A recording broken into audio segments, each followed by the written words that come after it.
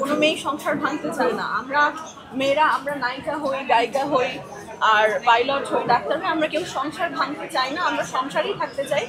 কিন্তু ও যদি মানুষের মতো মানুষ হইতে পারে, ও যদি আমার কাছে আর টাকা পয়সা না চায় বা মানুষের মতো ব্যবহার করে। যাই হোক, এটা হচ্ছে আজকের মামলার সারাংশ, যে পরবর্তী তারিখে কি হবে সেটা পরবর্তীতে দেখা যাবে। কিন্তু আগামী মঙ্গলবারের আপোষের জন্য দুই পক্ষ আমরা বসবো।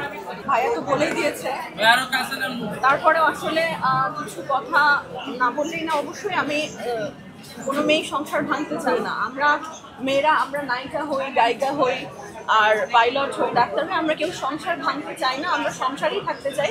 কিন্তু ও যদি মানুষের মতো মানুষ হইতে পারে, ও যদি আমার কাছে আর টাকা পয়সা না চায় বা মানুষের মতো ব্যবহার করে, তাহলে আমি ব্যাপারটা বিবেচনা করবো আসলে। কিন্তু মানে সে আমাকে 14-9 সেপ্টেম্বর আমার শাশুড়ির নাম্বার, এটা বিকাল 5টা, আপনারা দেখেন 1 মিনিট কথা হয়েছে।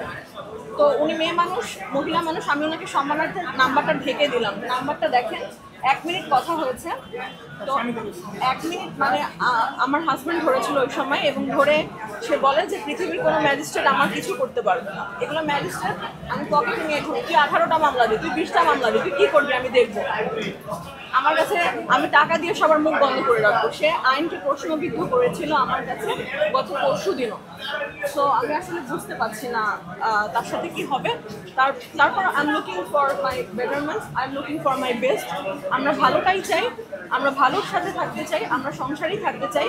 সে যদি মানুষের মতো সংসার করে আমি অ্যাকসেপ্ট করবো, আর সে যদি আবার আল্লাহ না করে আগের মতো করে, তাহলে আমার আসলে আইনের প্রতি শ্রদ্ধাশীল থেকে আইনের দ্বারস্থ না হওয়া ছাড়া কোনো উপায় থাকবে না। আমি বরাবরই আইনের প্রতি অসম্ভব শ্রদ্ধাশীল, এবং আমি বিশ্বাস করি আইন সবার জন্য সমান। আমরা আইনের চোখে সবাই সমান। এবং সে যে আমার কাছে 19 লাখ টাকা নিল, এবং আমি একটা ভয়েস রেকর্ড শুনিয়েছি একটু আগে, আমার শাশুড়ির সাথে আমার 5 লাখ টাকার ট্রানজ্যাকশনের কথা। আমার মায়ের একটা ওপেন হার্ট সার্জারি হয়েছে, ইউনাইটেডে একটা ওপেন হার্ট সার্জারির খরচ কীরকম হতে পারে বলে আপনার ধারণা।